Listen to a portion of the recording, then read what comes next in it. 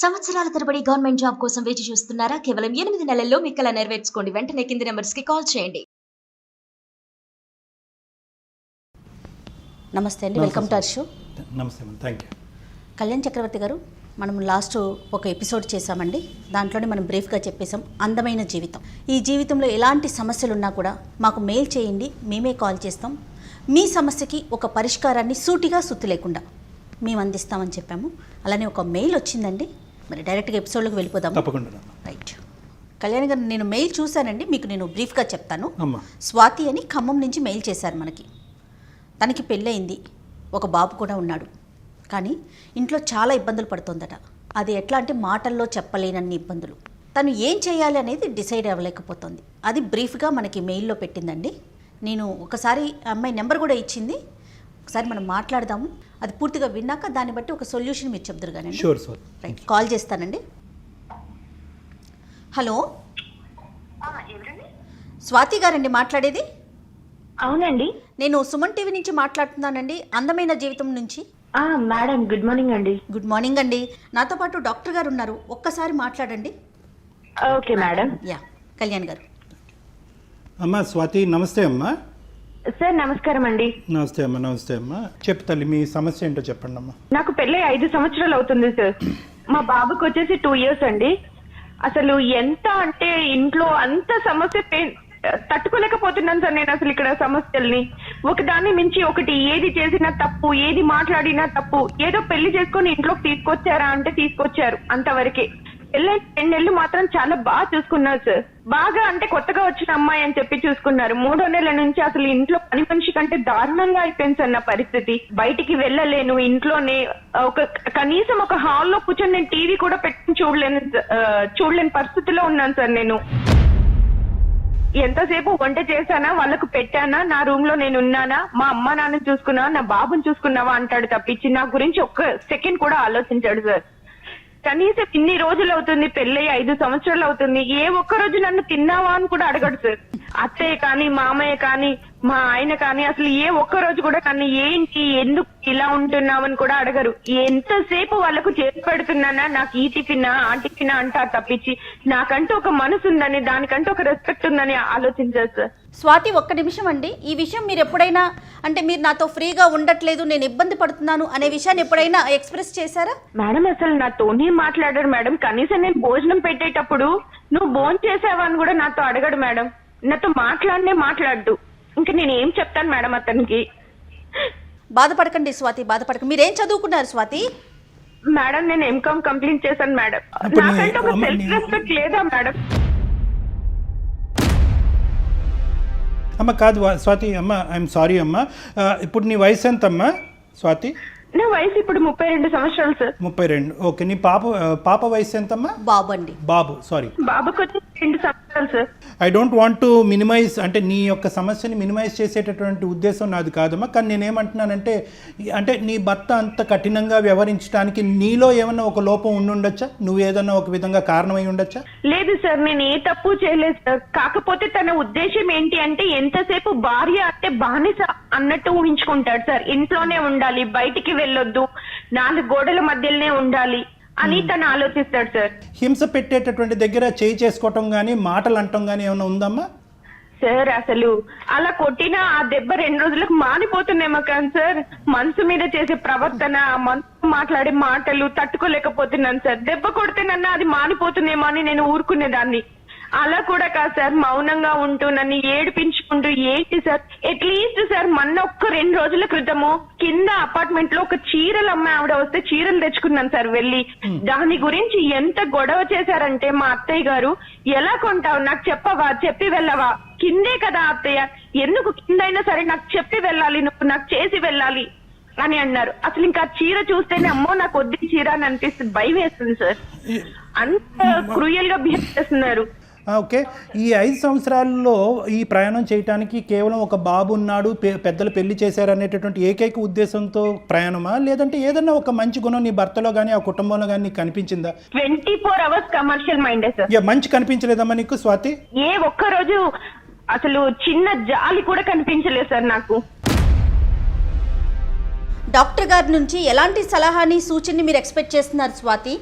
Madam నేను ఇలా face చేస్తూ ఉన్నాను. నన్ను ఎలా అంటే కనీసం ఒక బయటికి వెళ్ళనివ్వకుండా ఇంట్లోనే అరెస్ట్ చేసి ఇంత ఇదిగా టార్చర్ పెడుతూ ఉన్నా కూడా నేను ఒక్కరోజు ఎదురు తిరిగి ఒక మాట అనలేదు మేడం. ఓకే.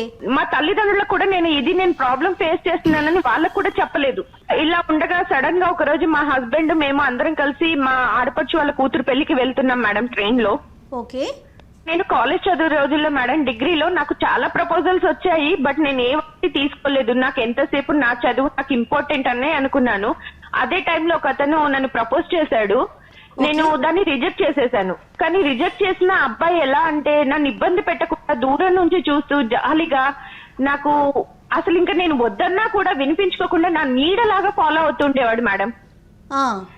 కానీ నన్ను ఏ ఒక్కరోజు ఒక మాట అనలేదు, నా దగ్గరికి రావడానికి ప్రయత్నించలేదు నేను రిజెక్ట్ చేసిన తర్వాత. ఓకే. ఇలా సడన్ నాకు పెళ్లి అయిపోయింది. మా పేరెంట్స్ పెళ్లి అని అన్నారు. అబ్బాయి నచ్చిందా అంటే నేను మనసులో ఒక్కసారి అనుకున్నాను ఆ అబ్బాయిని చేసుకుంటే బాగుండేది, ఇతను ఎవరో తెలియకుండా ముక్కు ముఖమ. కానీ ఆ అబ్బాయి మళ్ళీ నాకు ఇంకేం చెప్పలేదు కదా అని ఇప్పుడు మా అమ్మ వాళ్ళు చూసిన అబ్బాయినే నేను పెళ్లి చేసుకున్నాను మేడం.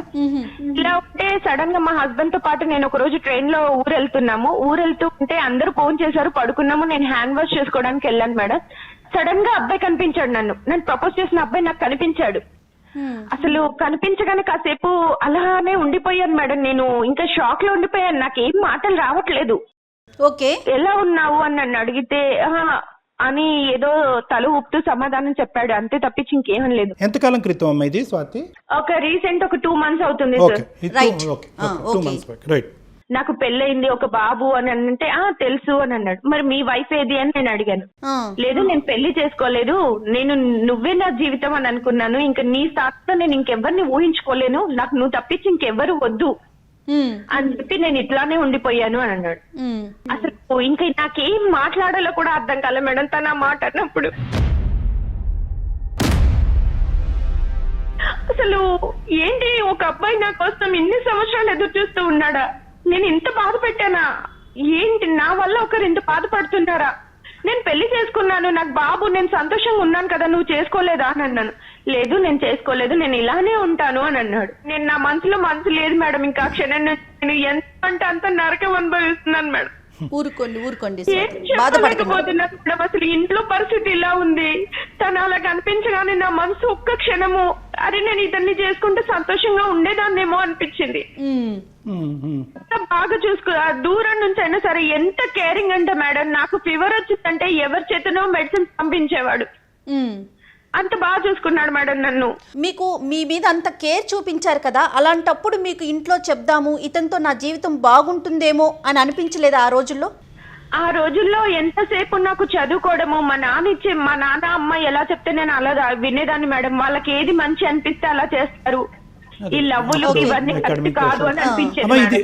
ఈ 2 నెలలు బట్టి నీ మనసులో అతను మళ్ళీ మెదులుతున్నాడు అనేటటువంటి అంశం నీ భర్తకి ఏ కోసానన్నా అర్థమైందమ్మా? తెలిసిందా అతనికి ఏమన్నా? నీకు పాస్ట్ లవరు లేదు తెలీదు? ఏంటి అని కూడా పట్టించుకోడు సార్ తను అసలు.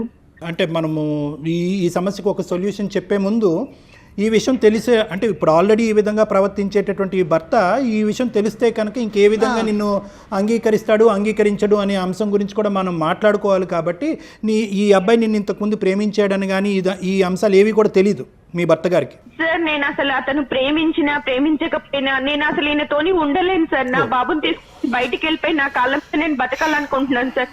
ఇలాంటి జీవితం నాకు వద్దు సార్. ఉన్నదే ఒక్క జీవితం, ఆ జీవితం కూడా సంతోషం లేకుండా 5 సంవత్సరాల టైం నేను వృధా చేస్తున్నాను.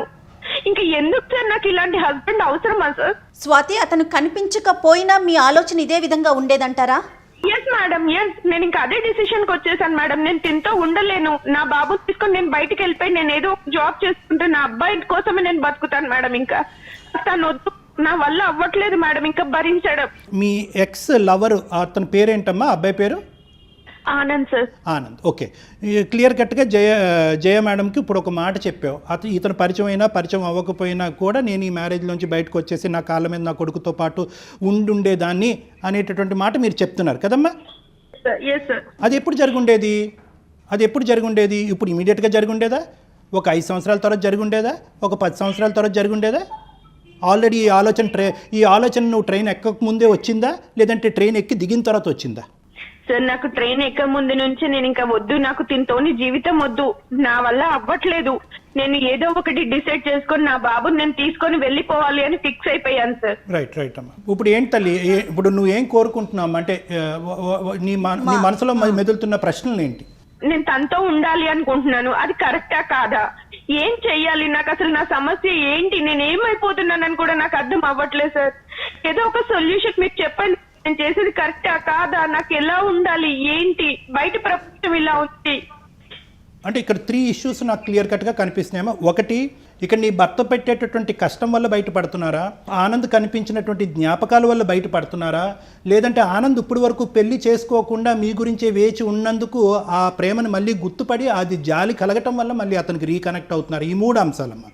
This is the first aspect that we have to clear. ఎందుకంటే ఈ ఇష్యూలో మీరు ఇరుక్కుపోవటం వల్ల ఒక విధమైనటువంటి ఒక మానసిక ఒత్తిడిలోకి లోన్ అవటం వల్ల దీనికి అనుభవిస్తున్నాను సార్.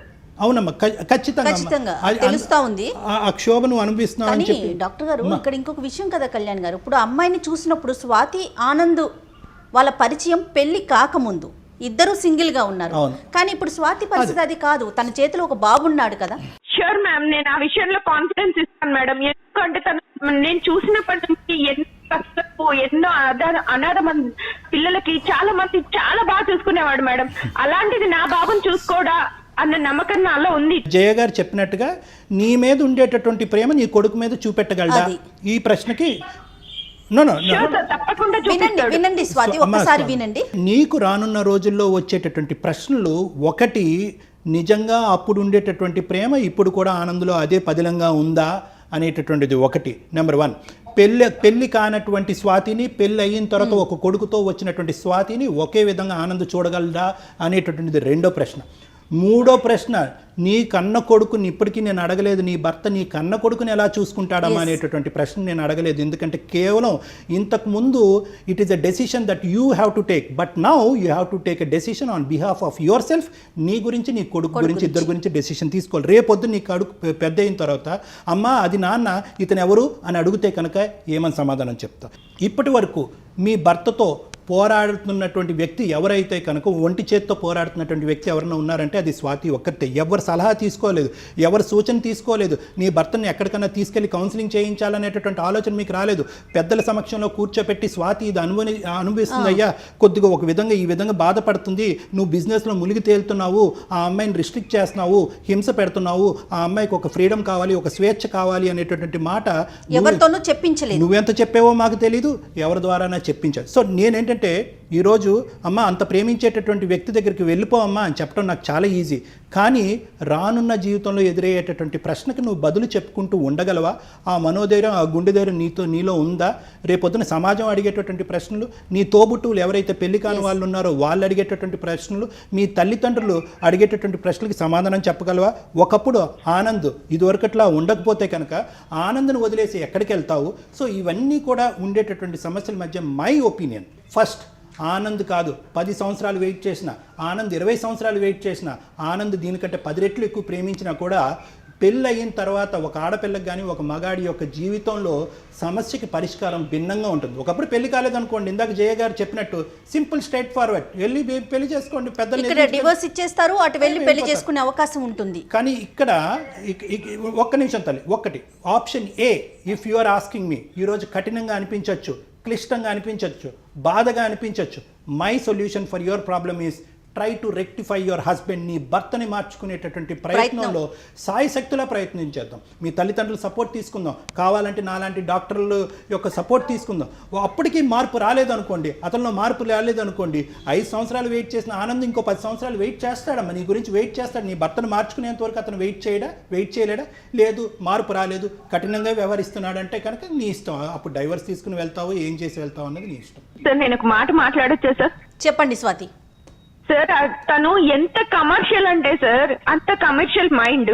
నా బాబుకి ఒక్క రోజు సడన్ గా ఫీవర్ వచ్చింది, నైట్ ఎవ్వరు లేదు సార్ నాకు తోడు. నా బాబుని పట్టుకొని నేను హాస్పిటల్ కి పరిగెత్తాను, ఆ క్షణం కూడా నాతో తోడు రాలేదు. ఈ రోజు వరకు నా బాబుకి ఏది కావాలన్నా కూడా నేనే చేసుకునేదాన్ని. నన్ను ఒక్క రోజు కూడా పట్టించుకోలేదు, నా బాబుని పట్టించుకోలేదు. ఓకే, ఇప్పుడు తనని కూర్చోపెట్టి మాట్లాడటానికి కూడా ఏం మాట్లాడతాను సార్? అసలు వినే పరిస్థితిలోనే లేడు. తనకి ఎంతసేపు కమర్షియల్ మనీ మనీ మనీ అంత తప్పించి ఇంకో ప్రేమ అనేది తనలో లేదు. మా పేరెంట్స్ కి చెప్పమంటారు సార్, మా పేరెంట్స్ కి ఉన్న పరిస్థితుల్లో ఆల్రెడీ నాకు ఇంకో చెల్లి ఉంది. ఆ చెల్లికి పెళ్లి సంబంధాలు వస్తున్నాయి. నేను ఇలా చేశాను, నా పెద్ద బిడ్డను తీసుకెళ్లి నా ఇంట్లో పెట్టుకుంటాను అంటే బాగుంటుందా సార్? అసలు వాళ్ళు తట్టుకోలేరు సార్ ఈ సమస్య చెప్తే. ఇంత ఫేస్ చేస్తున్నప్పుడు నేను తన దగ్గర బతకడం అవసరమా సార్? నేను ఇంకా తనకి కౌన్సిలింగ్ ఇప్పించినా తను మారుతాడన్న నమ్మకం నాలో లేదు సార్. స్వాతిని సరిగ్గా చూసుకోవట్లేదు, తన బిడ్డను కూడా అతనేమి కేరింగ్ గా చూసుకోవట్లేదని అర్థమవుతోంది డాక్టర్ గారు. నువ్వు వెళ్ళి ఒంటరిగా ఉండాలి అని అనుకుంటే కనుక దట్స్ ఎ డిఫరెంట్ స్టోరీ. కానీ విడిపోయి ఇక్కడి నుంచి వెళ్ళిపోయి ప్రేమించినటువంటి వ్యక్తి దగ్గరికి వెళ్తే కనుక సమాజం, నీ కుటుంబం అందరూ ఏమనుకుంటారంటే కనుక నీ భర్త పెట్టినటువంటి హింస, నువ్వు పడినటువంటి బాధలు అన్నీ పక్కన పెట్టేసి ఈ అమ్మాయికి అప్పుడు ఉండేటటువంటి మోజు ఇప్పటికీ పోలేదు కాబట్టి మళ్ళీ పాత ప్రేమికుడి దగ్గర కొడుకును పట్టుకుని వెళ్ళిపోయింది అని సమాజం వేసేటటువంటి నిందని బహుశా నువ్వు భరించడం చాలా కష్టం. అది కూడా నువ్వు జాగ్రత్తగా సమాజం గురించి ఆలోచిస్తే నేను బతకలేను సార్. ఇలాంటి బతకడం అవసరమా అనిపిస్తుంది సార్. ఇంకా తనకి డైవర్స్ ఇచ్చి నేను ఇంకా తన దగ్గర ఉండలేను. నా బాబుని తీసుకుని నేను ఇక్కడ దూరంగా వెళ్ళిపోయి బతకాలనుకుంటున్నాను సార్. అది ఆనందం అని నేను అనుకోవట్లేదు, నేను దూరంగా ఉండాలి అనుకున్నాను అంతే. నాకు ఆనంద్ ఇలా కనిపించడంతో నాకు సరే నా గురించి ఇంత వెయిట్ చేస్తున్నాడు, నన్ను బాగా చూసుకుంటాడన్న నమ్మకం నాకు ఉంది సార్. ఈ రోజు వరకు తను పెళ్లి చేసుకోకుండా ఉన్నాడు అంటే నా కోసమే కదా సార్. స్వాతి, నేను చెప్పే జాగ్రత్తగా ఆలోచించమ్మా. ఈ వేదికకి మీ భర్త ఎక్కువ, నీ పెళ్లి ఎక్కువ, నువ్వు తక్కువ అనేది ఏమీ కాదు. We are neutral to everything. కానీ నేనేమంటున్నానంటే ఒక సైంటిఫిక్ సొల్యూషన్ కన్సిడర్ చేద్దాం. సమాజంలో ఉండేటటువంటి కొన్ని విలువల్ని కాసేపు ఆలోచిద్దాం. నీకు 32 years, నువ్వు ఇంకా చిన్నదానివి, బోల్డ్ అంత భవిష్యత్తు ఉంది, నీ కొడుకు భవిష్యత్తు కూడా నీ చేతుల్లో ఉంది. కాబట్టి నేనేమంటున్నానంటే ఖచ్చితంగా ఇదే నా నిర్ణయం, నేను బయటకు వెళ్ళి విడిపోయి ఉంటాను అంటే కనుక నేనేమంటానంటే ఆ నిర్ణయం మీద ఉండు, మేము కాదనట్లేదు. కానీ ఇప్పుడు కాదు, ఇప్పుడు వరకు వెయిట్ చేసినటువంటి నీ ఇష్యూని ఫస్ట్ టైం ఒక వేదిక మీద తీసుకొచ్చావు, ఒక కుటుంబం ఎదురుగుంటే తీసుకొచ్చాం, మీ తల్లిదండ్రులకి ఎదురుగుంటే చెప్పచ్చు. ఖచ్చితంగా చెప్పాలమ్మా, ఎన్ని సమస్యలు ఉన్నా కూడా తల్లిదండ్రులు తీర్చలేనటువంటి బాధ అంటూ ఏది లేదు. కాబట్టి ఖచ్చితంగా నీ తల్లిదండ్రులకి చెప్పాలి. ఇతని నుంచి నీకు వచ్చేటటువంటి హింస, బాధ ఏంటి అన్నది చెప్పుకోవాలి. దానికి సంబంధించినటువంటి పరిష్కారం నీ తలకి తట్టకపోతే కనుక వాళ్ళ తలకి తట్టేటటువంటి అవకాశం ఉంది. కాబట్టి అప్పటికీ కావాలంటే మాలాంటి వ్యక్తులు ముందుకొచ్చి కౌన్సిలింగ్ చేయడానికి మేము రెడీగా ఉన్నాం. ఇవన్నీ పరిష్కారాలు వెతికిన తర్వాత అప్పటికీ అవ్వకపోతే కనుక your door is still open, నీ తలుపు ఇంకా తెరిచే ఉంది. నువ్వు కావాలంటే డివోర్స్ తీసుకుని నీ కొడుకుతో పాటు వెళ్ళిపో, తర్వాత ఆనందం చేసుకుంటావో XYZ నువ్వు చేసుకుంటావు అనేది దట్స్ ఎ డిఫరెంట్ స్టోరీ. మీ కాళ్ళ మీద మీకు నిలబడే ధైర్యం కనుక ఉంటే ఇప్పుడు డాక్టర్ గారు చెప్పిన పాయింట్స్ అన్ని ఒక్కసారి ఆలోచించుకోండి స్వాతి. డెఫినెట్గా నేను అన్నట్లుగా మీ కాళ్ళ మీద మీరు నిలబడగలరు. ఆ ధైర్యం కనుక మీకు ఉంటే నిర్ణయం తీసుకోవచ్చు. అంతే కదండి కళ్యాణ్ గారు? అంతే. Yes sir, yes madam. నా కాళ్ళ మీద నేను బతకాలనుకుంటున్నాను. నాకు తనతో జీవితం వద్దు మేడం. గుడ్ లక్ అమ్మా. వి ఆల్వేస్ ఎంకరేజ్ అమ్మా. ప్రతి ఆడపిల్ల తన కాళ్ళ మీద తను నిలబడాలి, తన జీవితం, తన భవిష్యత్తు, ఆర్థికంగా ఒక వ్యక్తి, ఒక ఇండివిజువాలిటీ తనకు ఉండాలి అనేటటువంటిదే మా ఉద్దేశం కూడా అమ్మా. కానీ but it should not be at the cost of bigger problems. ఒక పెద్ద ప్రాబ్లంను కొని తెచ్చుకుంటూ నీ కాళ్ళ మీద నిలబట్టడం అనేది కాదు, రెండూ జరగాలి. కాబట్టి జాగ్రత్తగా ఆలోచించుకోమని, నీకు అవసరం ఉంటే కనుక మేము ఎప్పుడు రెడీగానే ఉన్నాం నీకు హెల్ప్ చేయడానికి. జీవితం చాలా అందమైంది స్వాతి, ఆ విషయాన్ని దృష్టిలో పెట్టుకోండి. అందమైన జీవితం వైపు అడుగులు వేయండి. Thank you.